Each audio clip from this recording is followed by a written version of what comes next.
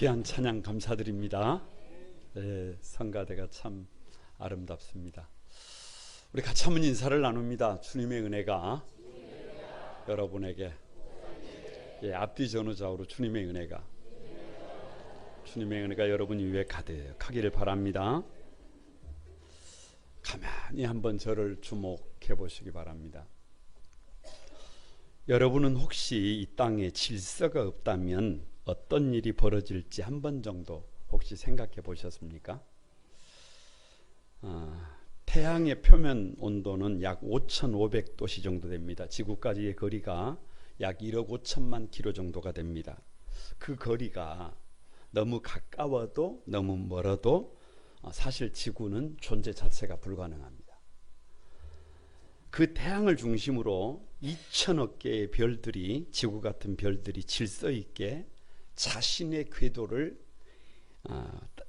따라서 운행하고 있습니다. 그것이 하나님의 질서입니다. 지구도 아닌 것 같아도 그 태양을 향하여 그 지구 자체의 축을 중심으로 23.5도 기울어진 상태에서 초당 460m, 시속 1670km로 자전을 하면서 사실은 낮과 밤을 만들고 지구가 존재하고 있는 겁니다. 만약에 이런 질서가 무너진다면 생존이 불가능합니다. 존재가 불가능합니다. 그래서 하나님은 다 같이, 하나님은 질서의 하나님이다. 땅이 혼돈하고 공허함이 흑암이 깊음 위에 있을 때 우주와 생명을 창조하시고 거기에 질서를 부여하신 분이 하나님입니다. 그런데 사단은 하나님이 만드신 그 질서를 파괴하는 존재입니다. 그냥 지구를 김지구씨라고 해봐요. 김지구씨, 제가 김씨니까 김지구씨를 지구라고 해봐요. 지구씨가 1년 365일 자기 궤도를 따라서 돌다가 보니까 하루 이틀도 아니고 1년 2년도 아니고 이게 힘이 들어요. 이게 쉬워요, 힘이 들어요. 이게 힘이 들어요. 이게 버거워요.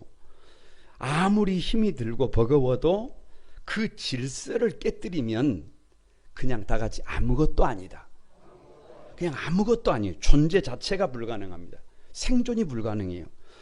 여러분, 그러나 그 질서를 지키면 지구는 존재 자체로 다 같이 한번 아이들처럼 반짝반짝 존재 자체가 빛납니다. 뭘만 지켜줘도, 그 질서만 지켜줘도 우리가 이 땅에서 행복하게 살아갈 수 있는 비결은 하나님의 창조의 질서를 유지하는 거예요. 이 믿음으로 산다는 게 도대체 뭐냐? 죄 때문에 모든 영역에서 무너진 이 하나님의 창조의 질서를 회복하는 거예요.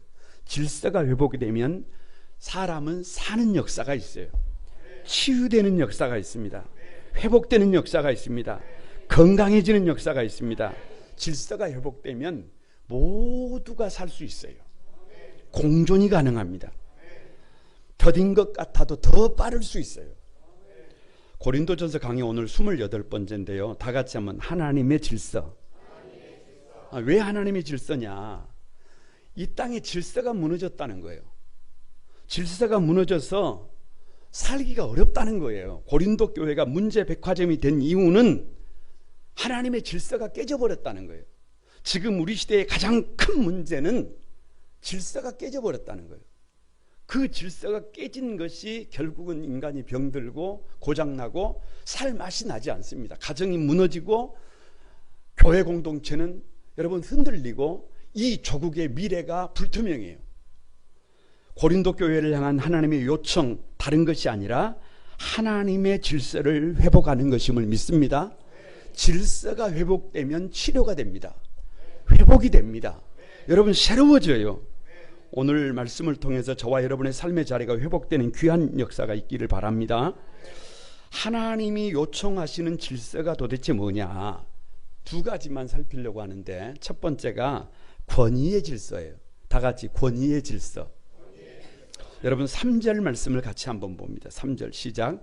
그러나 나는 너희가 알기를 원하노니 각 남자의 머리는 그리스도요 여자의 머리는 남자요 그리스도의 머리는 하나님이시라. 나는 너희가 알기를 원한다. 무엇을 알기를 원하는 거예요? 그냥 질서예요, 질서. 질서를 알아야 해요. 영국의 셰뮤얼 스마일즈라고 하는 분이 다 같이 한번 따라해 봅니다. 질서는 시간의 가장 훌륭한 지배인이다. 그러니까 우리 삶의 질서를 회복하면 다 사는 역사가 있어요. 믿음으로 산다는 것은 그 질서를 회복하는 거예요. 왜냐? 질서가 없으면 아무리 노력을 해도 그냥 아무것도 아니에요. 오늘 고린도 교회가 문제 백화점이 될 수밖에 없었던 이유는 이 질서가 없는 거예요. 마찬가지로 우리 인생도 우리 가정도 우리 교회와 민족도 이 질서를 잃으면 잃은 만큼 손해예요. 그래서 하나님의 요청이 다 같이 질서 찾기다. 그 질서 찾기의 첫 걸음이 권위예요, 권위. 이 땅에 무너진 것이 권위예요. 여러분, 오늘 본문에 남자의, 다 같이 남자의 머리, 여자의 머리, 그리스도의 머리. 이게 도대체 무슨 말이에요? 별거 없어요. 머리라는 말은 권위라는 말이에요. 그러니까 권위가 뭐냐? 권위라고 하는 것은, 진정한 권위는 타인이 스스로 신뢰하고 승복하게 하는 힘입니다. 다른 말로 다른 사람들이 권위자를 신뢰하고 강요하지 않아도 따르는 것이에요. 그것이 질서예요. 이 권위의 질서가 회복이 되어야 내가 살고 가정이 살고 교회가 살고 역사가 삽니다. 문제는 이 권위의 질서가 지금 무너졌다는 거예요. 백문일답입니다. 정답은 하나님이 세우신 권위입니다. 시작. 묻는 말에 다른 생각을 하면 안 돼요. 정답을 분명히 해야 해요. 왜 여자의 머리는 남자라고 합니까? 거기에 이유를 달지 말아요. 왜 남자의 머리는 그리스도라고 합니까? 그게 하나님의 세우신 권위에 왜 그리스도의 머리는 하나님이라고 합니까? 여러분, 이 말씀을 가만히 집중해서 보면 하나님의 요청이 뭐냐 그러면 이런 거예요. 누가 높냐 누가 낮느냐 그게 문제가 아니라 네 마음대로 네 하고 싶은 대로 네가 원하는 대로 살면 된다 안 된다? 안 된다요. 안 된다. 안 된다. 왜 여자의 권위가 남자냐? 왜 남자를 그 권위자로 세우셨느냐? 여기에 집중하면 잘못 보고 있어요. 더 중요한 것은 다 같이 하나님께서 우리 각자에게 권위자를 두셨다. 권위자를 두셨다는 거예요. 왜요? 하나님께서 당신의 백성들을 보호하기 위하여 권위자를 두셨다는 거예요. 자녀들에게는 부모님을 권위자로 두셨습니다. 자녀들이 건강하게 자라기 위해서는 반드시 누가 있어요? 반드시 부모가 있어야 해요. 부모가 있어야 아무것도 할 수 없어도 먹이고 입히고 아멘이라도 좀 해보시오. 교육시키고 양육시키고 사람으로 만든다니까요. 직장에서는 여러분 고용주를 권위자로, 한 나라에서는 정부 당국자를 권위자로, 교회에서는 목회자를 권위자를 두셔서 당신의 백성들을 지키고 보호하게 하셨어요. 그래서 다 같이 권위의 우산. 그래, 권위의 우산이라는 말이 있어요. 세상을 살다가 보면 비가 와요. 비가 와. 전혀 뜻하지 않았는데 비가 내린단 말이에요. 그러면 우산이 없으면 어찌 되는 거예요? 그 비를 다 맞아야 해요. 그러니까 다시 말하면 세상을 살다가 보면 온갖 문제들이 우리 인생에 소나기처럼 쏟아진단 말이에요. 그때는 누구 힘으로 안 돼요. 내 힘으로 안 돼. 그 소나기가 내릴 때는 내 힘으로 하려고 하면 다 젖어버린단 말이에요. 그때는 권위의 우산 안으로 들어가야 해요. 다시 말하면 하나님의 질서 속에서 세우신 권위자들의 말을 좀 들어야 해요. 누구 생각대로 살지 말고 내 생각대로, 내 감정대로, 내 욕심대로, 내가 하고 싶은 대로 살면 삶이 피폐해진단 말이에요. 가정이 깨진단 말이에요. 공동체가 무너진단 말이에요. 나라가 흔들린단 말이에요. 그러니까 그때는 힘이 들어도 권위의 우산 안에 들어갈 수 있어야 할 것을 믿습니다. 사람이 되려면, 성도가 되려면, 복 있는 가정이 되려면, 음부의 권세를 장악하는 교회가 되려면 별거 없어요. 하나님의 질서 안에서 권위의 우산 안에 들어가야 합니다. 권위의 우산 안에 들어가지 못하고 내 마음대로 내 생각대로 살아버리면 책임을 누가 져야 해요? 책임을 내가 져야 해요. 책임을 내가 져야 해. 반드시 기억할 것이 뭐냐? 우리를 위해서 권위자들을 두셨다는 겁니다. 묻습니다. 아이들의 권위자가 누구예요? 부모예요. 자식들은 부모의 얘기를 좀 들어야 해요. 별거 없어요. 아내들의 권위자는 누구예요? 남편들만 막 남편 이러면 곤란해요. 남편이 건강하게 세워져야 아내가 아내다울 수 있어요. 왜 아내들이 얼굴이 어두운 줄 아세요? 남편들이 문제가 있어서 그래요. 왜 아내들이 어려움을 겪는 줄 아세요? 별거 없어요. 남편이 남편답게 세워져 있지 않기 때문에 그래요. 성도들의 권위자가 누구예요? 뭘 물어요? 목회자지. 목회자가 똑바로 세워져야 성도들이 은혜를 누립니다. 목회자가 똑바로 역할을 못하면 누가 힘들어요? 이걸 말해 뭐예요? 그래서 권위자란 그 책임과 의무가 막강해요. 막강해. 누가 높느냐의 문제가 아니라 이건 역할의 문제예요. 그래서 하나님의 질서가 뭐냐? 다 같이 권위자를 두셔서 질서를 세워간다. 이게 하나님의 질서예요. 꼭 기억할 것은 성자 예수님조차도 성부 하나님께 죽기까지 복종하셨어요. 순종이 아니라 복종이에요. 복종. 그가 십자가에 달리셨으니 죽기까지 복종하신 거예요. 성도가 되고 교회가 되려면 이 권위가 살아있어야 해요. 성도들은 교회의 지도를 받아야 합니다. 교회는 상위 기관인 노예의 지도를 받아야 합니다. 노예는 상위 기관인 총회의 지도를 받아야 합니다. 지금 우리나라는 헌법에 대해서는 헌법재판소의 판결이 최고 상위 기관이에요. 이견이 있어도 뭐 해야 해요? 받아들여야 질서가 살아납니다. 다시 말하면 누구든지 내 마음대로, 내 생각대로, 내 감정대로 살아가면 된다, 안 된다? 안 된다. 이 권위를 무시하기 때문에 사람이 고장이 나요. 이 권위를 무시하기 때문에 사람의 질병이 와요. 이 권위를 무시하면 가정이 깨집니다.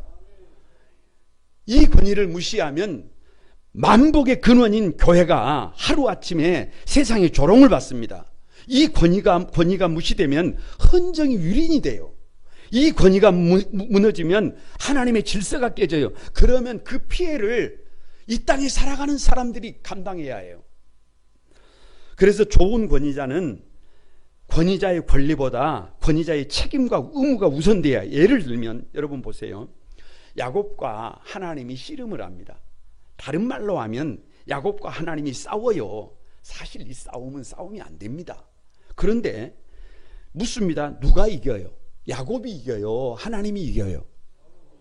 여러분, 하나님이 이긴다고 생각하면 그건 아주 철부지예요. 철부지. 하나님이 집니다. 왜 지느냐? 하나님이 권위를 가지고 져주시기 때문이에요. 하나님이 야곱을 이기려고 하면 야곱은 죽을 수밖에 없어요. 왜? 야곱은 도둑놈이에요. 야곱은 사기꾼이에요. 야곱은 죄인이에요. 죄인이 여러분 하나님과 싸우면 어떻게 되는 거예요? 죽는 거지요. 그런데 야곱이 살 수 있었던 이유는, 야곱이 이스라엘이 될 수 있었던 이유는, 야곱이 하나님을 이긴 자가 될 수 있었던 이유는 하나님이 권위자 되신 하나님께서 야곱에게 기꺼이 져준 거예요. 그게 다시 묻습니다. 여러분, 권위자의 역할이 뭐냐 그러면 이기는 게 문제가 아니에요. 권위자의 역할은 기꺼이 사랑하고 섬기는 것이 권위자의 몫임을 믿습니다. 그럼 다시 묻습니다. 여러분, 어린아이와 부모가 싸우면 누가 이겨요? 아직도 부모가. 다시 묻습니다. 아내와 남편이 싸우면 누가 이겨야 해요? 여자들 목소리만 들려요, 이게. 여러분, 다시 묻습니다. 성도와 목회자가 싸우면 누가 이겨야 해요? 성도가 이겨야 해요. 왜냐 그러면 여러분 한번 생각을 해보세요. 목회자가 가끔 분쟁이 있어가지고, 교회 안에서 분쟁이 있어가지고 고소고발 사건이 있는 경우가 있어요. 그러면 목회자가 성도들을 이겨서 신문에 대문짝만하게 내가 이겼다 이렇게 하면 그 교회가 목회가 되겠어요? 그래서 되는 게 아니에요. 그래서 여러분, 그래서는 교회가 세워지지 않습니다. 그래서는 영혼도 가정도 교회도 나라도 안 세워져요. 이 목회자로 살아오면서 가장 가슴 아픈 일들을 경험할 때가 언제냐 그러면, 가장들이 사랑하는 가족들을 위해서 헌신하고 사랑하고 섬기면서 따뜻하게 가정을 그렇게 세워가는 것이 아니라, 그 과정에 가장의 그 권위를 내세워 가지고 억압하고 폭력을 행사하다가 시간이 지나면서 처절하게 되면, 그거 보는 것만으로도 힘들어요. 보는 것만으로도 힘들어요. 교회도 마찬가지예요. 목회자라고 하는 사람들이 가만히 성도들을 사랑하고 섬기면서 따뜻하게 교회를 그렇게 가족처럼 세워가야 되는데, 아니 그러지를 못하고 권위를 내세워서 순종을 강요하고 싸우고 다투다가 결국은 목회자도 상처를 입고 교회도 상처를 입고, 그래서 교회가 교회가 아닌 것을 볼 때 이건 처절해요. 처절해. 이건 처절해. 개인적으로 최근에 저 미국이라고 하는 나라를 보면서 좀 이건 많이 안타까워요. 왜냐 그러면 트럼프 대통령의 핵심 기조가 아메리카 퍼스트예요. 다시 말하면 미국 우선주의예요. 자국 기업을 보호하기 위해서 다른 나라의 상품에 관세를 부과하는 것이 어찌 보면 정책 1번이에요. 이거는 다른 말로 하면 권위자의 폭거예요. 권위자의 폭거, 가진 자의 폭거. 왜냐? 세계무역기구 WTO의 목적이 뭐냐 그러면 그 관세의 장벽을 낮추고 공정한 경쟁이에요. 다시 말하면 다 같이 살자. 다 같이 살자는 거예요. 지금까지 이 세계무역기구를 통해서 가장 큰 수혜를 입은 나라가, 득을 본 나라가 어디냐? 당연히 미국이에요. 왜냐? 돈의 가치가 달라요. 돈의 가치가, 달러의 가치가 다른 나라에 비해서 어마무시해요. 어마무시해. 세계에서 값싼 인건비를 통해서 많은 물건들이 만들어지고, 그 물건들이 사실은 전 세계 사람들의 피와 눈물이 미국의 배를 불린 거예요. 미국을 풍요롭게 만든 거예요. 그 풍요를 미국이 누린 거예요.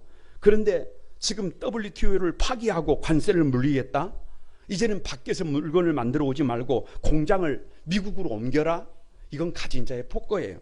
우리나라 신문 제목이 지금 이렇습니다. 현대차 한국 탈출, 도시 하나가 미국으로 가버렸다. 이게 제목이에요. 내용이 이렇습니다. 미국에 57만 명 일자리가 창출될 거라고 합니다. 여수에 2개 되는 도시를 현대차 공장 하나가 들어가서 세운다고 말이에요. 그러면서 이렇게 나와 있어요. 미국이 기업을 훔쳤다. 여러분께 묻습니다. 여러분, 이렇게 되면 미국이 앞으로 잘 살게 될까요? 그건 착각이에요. 그건 착각입니다. 미국의 노동자들의 월급이 한국과 체계가 달라요. 그래서 바이든 행정부는 외국의 기업들이 자기 나라로 들어와서 공장을 지으면 보조금을 줬단 말이에요. 그런데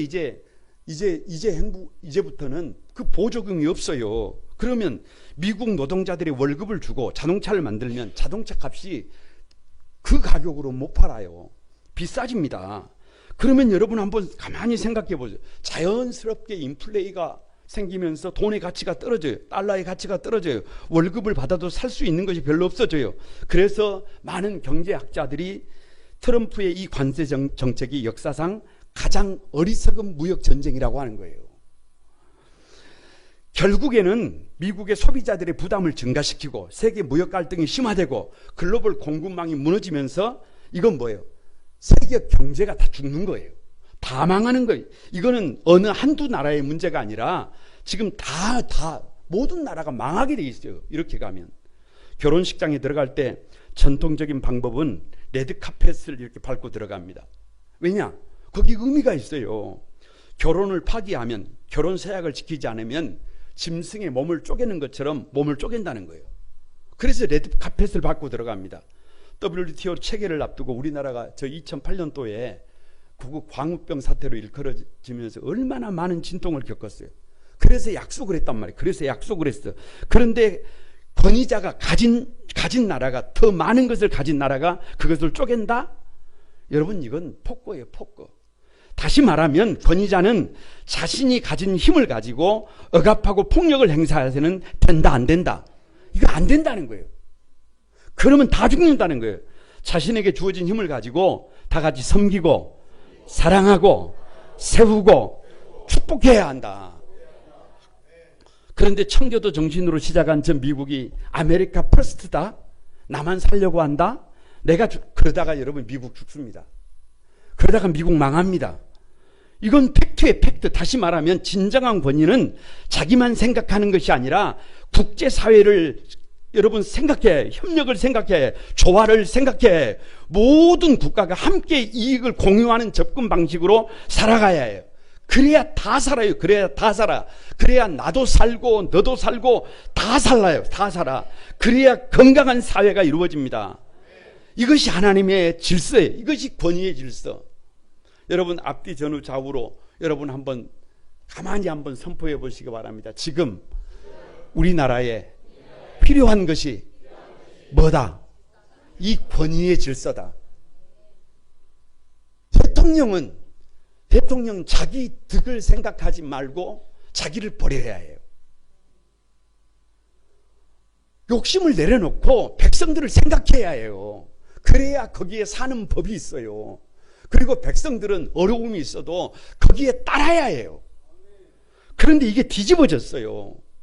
여러분, 그래서는 나라가 안 됩니다. 그래서는 교회가 안 돼요. 그래서는 가정이 안 돼요. 하나님의 요청이 뭐냐? 이 권위의 질서를 다시 회복하라는 거예요. 그 주인공들이 우리 한소망의 가족들이 되기를 주님의 이름으로 축복합니다. 하나님의 두 번째 요청하시는 질서가 뭐냐? 다 같이 상호, 조화 속에 질서다. 4절을 한번 봅니다. 4절을 다 같이 한번 읽어봅니다. 시작. 물은 남자로서 머리에 무엇을 쓰고 기도나 애언을 하는 자는 그 머리를 욕되게 하는 것이다. 자, 보세요. 거두절미하고 남자는 교회에서 머리에다가 뭐를 쓰라는 거예요? 쓰지 말라는 거예요? 쓰지 말라는 거예요. 저는 이 본문을 가만히 읽으면서 이것이 하나님의 마음이다 이런 생각을 했어요. 다른 말로 하면 부모들이 자식들을 이렇게 가만히 보면서 우리 자식들이 얼굴을 못 들어요. 우리 자식들이 얼굴을 못 들어. 앞에 나와서 찬양이라도 하려고 하는데 악보로 이렇게 얼굴을 가려요. 그러면 얼굴을 좀 드러냈으면 좋겠는데 그게 부모의 마음이잖아요. 그것이 우리 하나님의 마음이. 왜냐? 이 본문은 누가 높냐 누가 낮냐가 문제가 아니라 역할의 문제예요. 역할의 문제. 에? 역할의 문제. 남자는 남자다워야 한다는 거예요. 그래서 7절에 이렇게 말합니다. 남자는 다 같이 하나님의 형상과 영광이니. 무슨 말이에요? 적어도 남자들은 하나님의 형상을 대신한다는 거예요. 여러분, 사실 여기서 남자는요, 아담, 사람이에요. 사람. 그러니까 이것이 사람을 향한, 이것이 남자를 향한 아버지 하나님의 간절한 속마음이에요. 속마음 뭐냐? 남자는, 사람은 얼굴을 가리지 말라는 거예요. 다른 말로 하면 당당하라는 거예요. 자신감을 가지라는 거예요. 겁먹지 말고 쫄지 말고 두려워하지 말라는 거예요.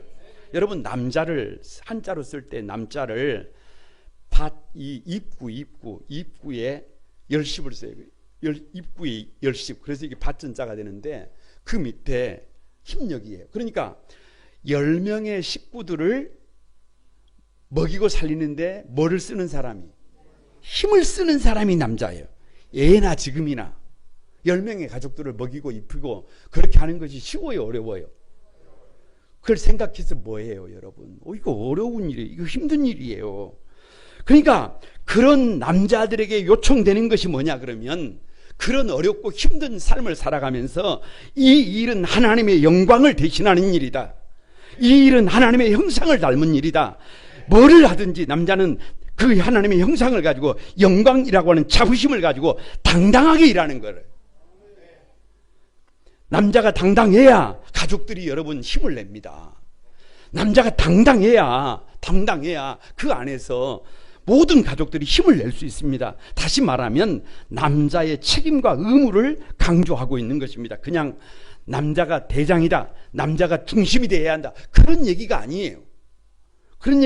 그런 말이 아니라 한 가정을 책임지려면, 한 여자를 책임지려면 당당하게 하나님의 영광을 대신해야 한다. 할렐루야. 그런 말씀인 것을 믿습니다.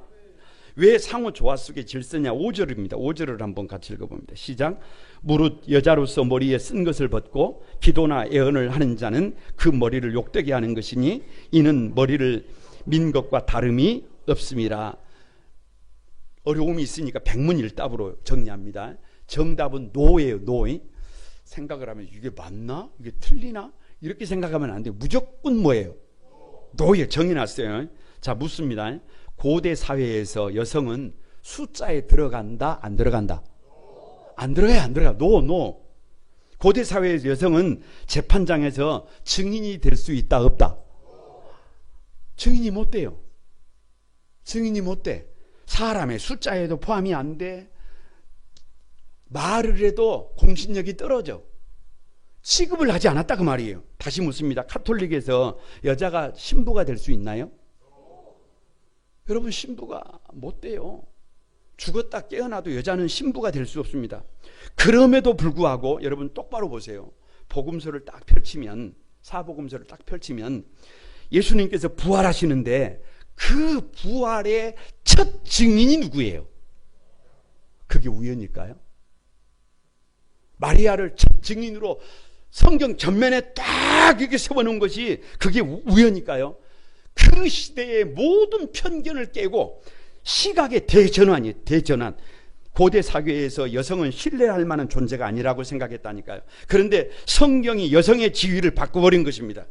다시 말하면 여성의 지위를 그렇게 바꿔버린 거예요. 그래서 복음이 들어가는 곳마다 여성의 지위가 회복이 돼요. 여권이 신장돼요. 고린도 전서가 이것을 모르고 여자들은 조용해라, 그런 의미로 본문을 썼을까요? 그게 아니에요.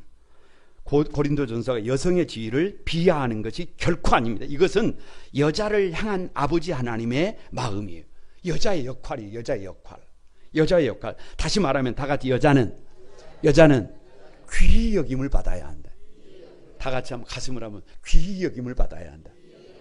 소중히 여김을 받아야 한다. 여러분, 어떤 가정이 좋은 가정이냐 그러면 가정에서 아내들이 귀히 여김을 받는 가정이 그게 복 있는 가정이에요. 그게 복 있는 가정이에요. 그 당시에 여인들이 머리에 베일을 쓰는 것은 일종의 여성스러움과 정숙함의 표시예요.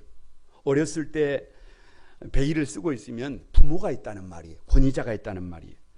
성장한 사람이, 장성한 사람이 베일을 쓰고 있다는 말은 남편이 있다는 말이에요. 남편이 있다는 말이에요. 따라서 머리에 무엇을 쓰지 않거나 머리를 민 것은 그 당시에 상당히 수치스러운 일이에요. 전통적으로 볼 때 그런 전통이 있어요. 그 당시에 그래서 누가 머리에 베일을 쓰지 않느냐 그러면 첫 번째가 이방 신전에서 종교적 행위를 하는 여사제들, 다시 말하면 종교적인 성창들이에요. 몸을 파는 사람들이에요. 남성을 유혹하기 위해서 자기 얼굴을 드러냈단 말이에요. 매춘부단 말이에요. 그리고 두 번째가 더 나아가서 여성이 머리를 미는 것은 종이라는 표현이에요. 종이라는 표현. 특히 가늠한 여자들에게 벌로 머리를 밀어버렸어요. 그런데 여러분 생각해 보세요. 이런 문화에서 교회 안에 여자 성도들 중에 우리는 그리스도 안에서 자유를 얻었다. 그러니까 남자들이 머리에 뭐를 쓰지 않는 것처럼 우리도 이제 얽매였던 과거의 전통은 다 벗어버리고 주님이 자유를 주셨으니까 머리에다가 베일을 쓰지 않는다라고 생각을 하고 저 세상의 문화는 여전히 지금 베일을 쓰는 문화인데 교회 안에서 예배를 드리면서 베일을 벗어버렸어요. 교회 안에서 찬양과 기도를 인도하면서 베일을 벗어버렸어요. 그러면 여러분, 교회 안에 들어온 사람들이 그것을 보고 무슨 생각을 하겠어요? 그래서 이것이 옳으냐 이것이 틀리냐라고 논쟁이 벌어진 것입니다. 주님은 이것이 논쟁의 문제가 아니라 여자들을 보호해야 한다는 거예요. 여자들을 더 귀히 여겨야 한다는 거예요. 여자들을 하나님께서 더 생각하는 것입니다. 그래서 다 같이 남자는 남자답게, 여자는 여자답게 상호 조화 속에서 질서를 이뤄가는 거예요. 왜 상호 속에 질서와 조화냐? 여러분 11절을 한번 봅니다. 11절 시작. 그러나 주 안에는 남자 없이 여자가 있지 않고 여자 없이 남자만 있지 아니하니. 자 보세요. 다시 말하면 남성과 여성은 뭐 한다는 거예요? 서로 우존적이라는 거예요. 남자만 불가능해요. 여자만 불가능해요. 하나님은 사람을 창조하실 때 남자와 여자로 창조했어요. 왜? 서로 돕게 만드셨어요. 그러니까 남자는 여자가 필요하고 여자는 남자가 필요해요. 그래서 창세기 2장 18절 여러분 한번 보시기 바랍니다. 다 같이 한번 읽어봅니다. 시작. 사람이 혼자, 창세기 2장 18절입니다. 시작. 사람이 혼자 사는 것이 좋지 아니하니 내가 그를 위하여 돕는 배필을 지으리라. 자, 백문일답입니다. 정답은 서로 조화가 필요합니다. 시작. 그러시면 됩니다. 사람을 남자와 여자로 창조한 이유가 뭐예요? 서로 조화가 필요해요. 서로 조화가 필요해. 하나님의 형상을 온전히 반영하려면 뭐가 필요해요? 서로 조화가 필요해요. 왜요? 창세기 1장 27절에 보면 하나님이 자기 형상대로 사람을 창조했는데 다 같이 남자와 여자로 창조하시고요. 남자만으로 창조한 게 아니라니까.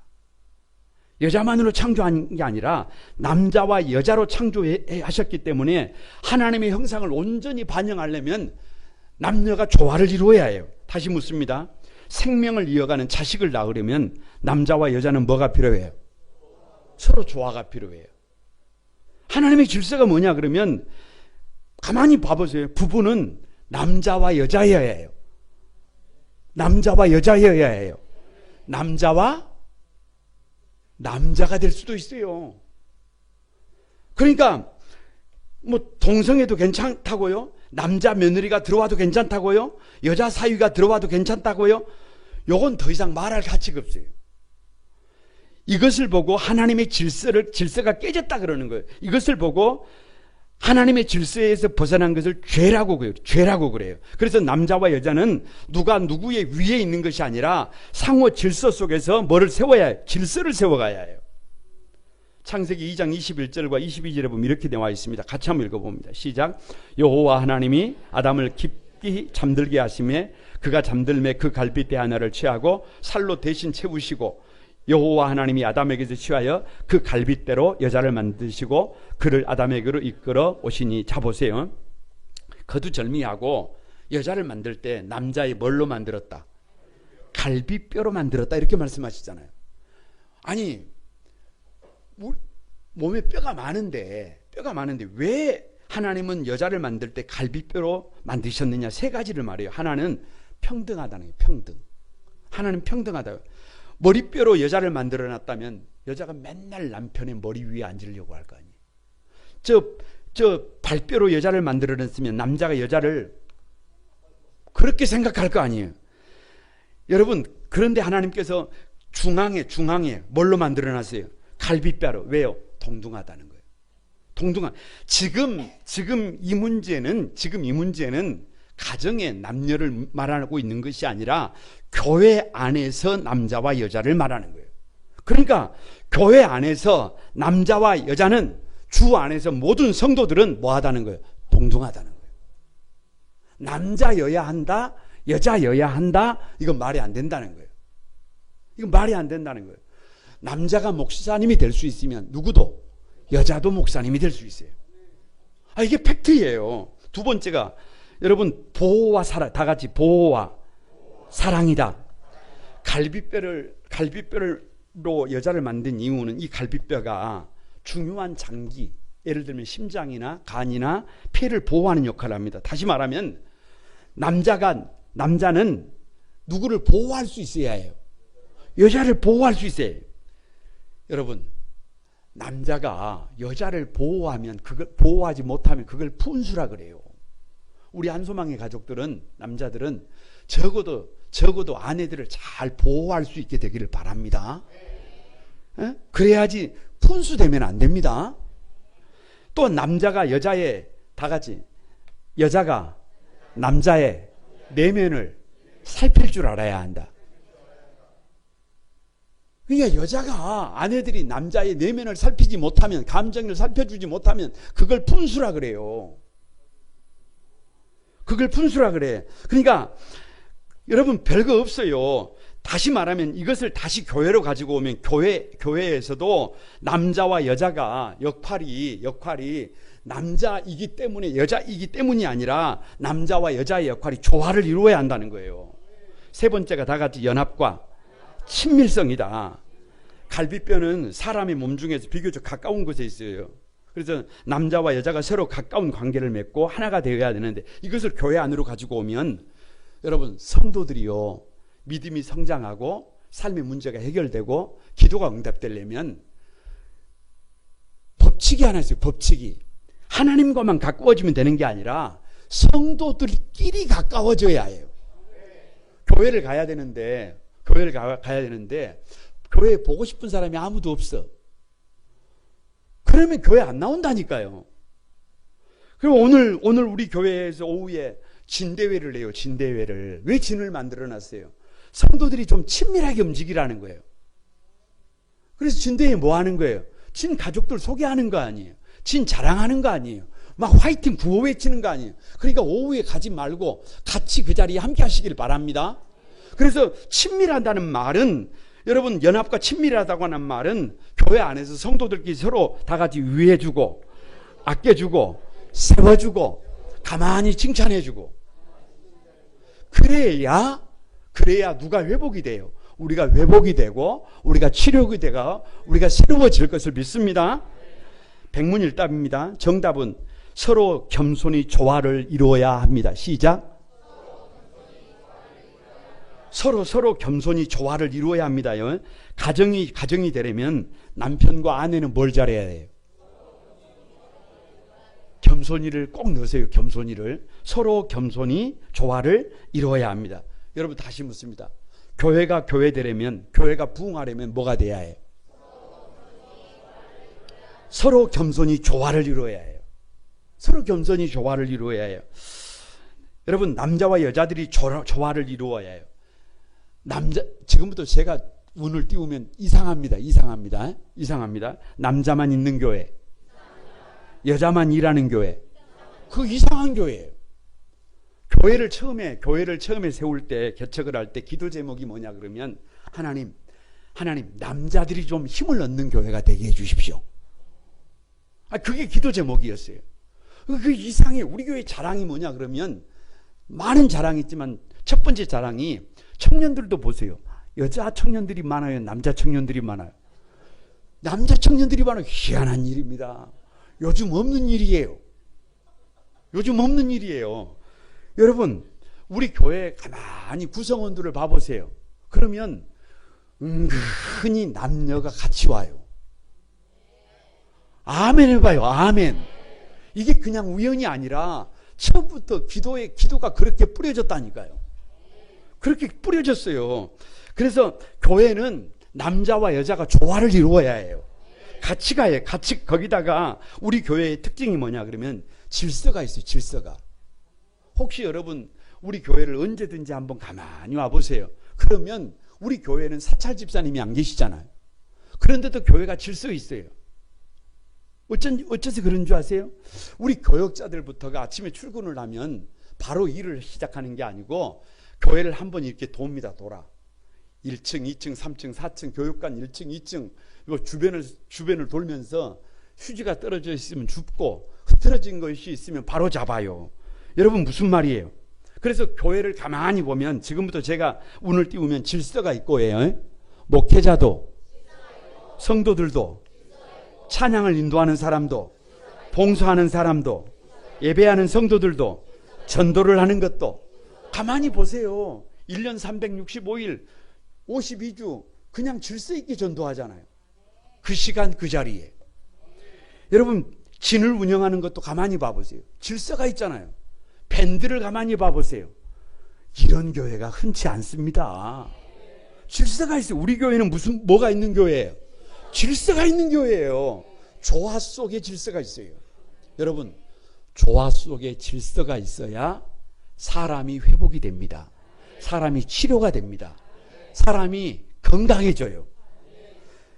이런 질서가 있어야 가정이 회복이 됩니다. 이런 질서가 있어야 주님의 몸된 교회가 손이 되고 주님의 손이 되고 발이 되는 것을 믿습니다. 가만히 생각해 봤어요. 설교를 준비하면서 지금 우리 시대에, 우리 한국 사회에 정말로 우리 국민들 한 사람 한 사람이 마음속에 새겨야 될 것이 뭐냐? 오늘 본문이에요. 권위자는 자기를 생각하면 안 돼요. 권위자는 자기를 생각하지 말고 누구를 생각해? 백성들을 생각해야 해요. 목회자는 성도들을 생각해야 해요. 부모는 가족들을 생각해야 해요. 그래서 자기가 누릴 수 있는 권리를 내어놔야 해요. 다른 사람들을 살리려고 해야 해요. 그런 권위자에게 가족들은, 성도들은, 백성들은 따라야 해요. 그것이 사는 길, 그것이 사는 길. 그래서 각자가 자기가 세워져 있는 삶의 자리에서 조화를 이루도록 누구에 의한 것이 아니라 모든 사람들이 힘을 모아서 서로 자기가 서 있는 자리에서 조화를 이루어 나갈 때 그때 나라가 회복되게 될 것을 믿습니다. 교회가 회복되게 될 것을 믿습니다. 우리 가정도 우리 인생도 회복되게 될 것을 믿습니다. 앞뒤 전후 좌우로 한번 축복합니다. 하나님의 질서를 회복하는 것이 우리가 회복되는 비결입니다. 그 주인공들이 여러분이 되시기를 바랍니다. 우리 찬양하면서 기도하겠습니다.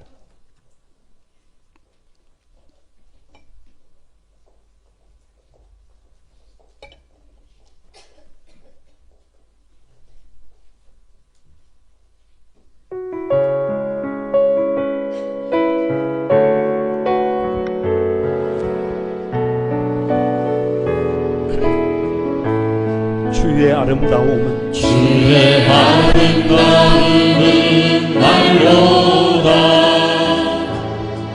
영원할 수 없고 주님의 그 놀라우심은 다 표현할 수가 없네. 누가 그 지혜를 깨닫고 누가 깊은 사랑 증명할까. 보좌에 앉으신 주의 위엄 아름다우신 주님 내가 주를 경외함으로 주님 앞에 홀로 섭니다. 사랑받으신 이 합당한 거룩하신 주님 하나님의 질서는 내 아름다움은 말로다 할 수가 없습니다. 영원할 수 없고 주님의 그 놀라우심은 주님의 그 놀라우심은 다 표현할 수가 없는 다 표현할 수가 없네. 그 지혜를 누가 그 지혜를 깨닫고 누가 깊은 사랑 증명할까. 보좌에 앉으신 주의 위엄 아름다우신 주님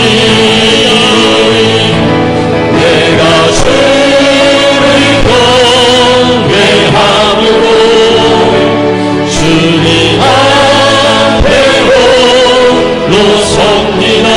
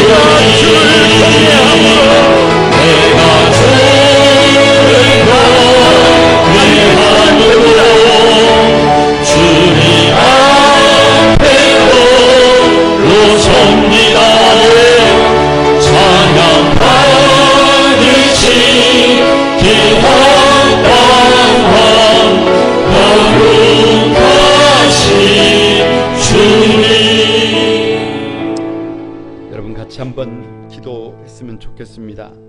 우리 하나님은 질서의 하나님인 것을 믿습니다. 믿음으로 산다는 것은 하나님의 질서를 회복하는 것입니다. 그러나 마귀는 끊임없이 그 질서를 깨는 것입니다.